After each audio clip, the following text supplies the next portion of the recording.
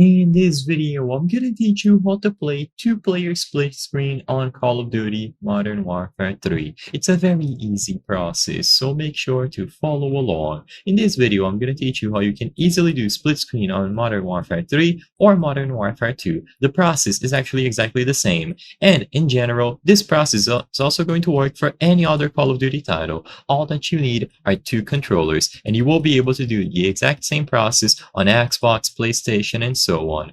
So to start, make sure that you connect the additional controllers as needed. If you are on Xbox, connect an additional controller. You can do this connection wired, so through a cable, just plug it into any of the available ports on your console, or you can do it wirelessly by following the connection method for your specific console. As long as you have the controller connected, you will be good to go. And of course, you can do the same for PlayStation, and this is going to work for any console. So connect either through a cable, usually a USB port, or do it wirelessly depending on the connection method.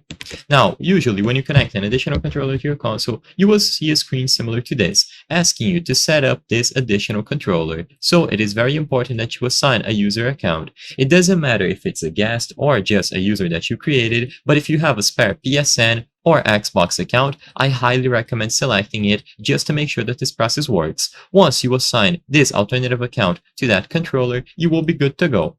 Now, just get inside of the game with the two controllers connected to the console, and if you look at the top right corner of the screen, you will see a message similar to this, telling you to press a specific button on the controller to join split screen. So just go ahead and press that button. You can do this locally, so offline, or even play online with two-player split screen. So all that you have to do is connect the controller until you see this message above, and then press the respective button. Immediately upon doing this, you and your friend will be matched up together in a party. So this is going to be player 1, and then player 2 will be listed right below. Both controllers will be set up, good to go, as long as you assign the user accounts properly.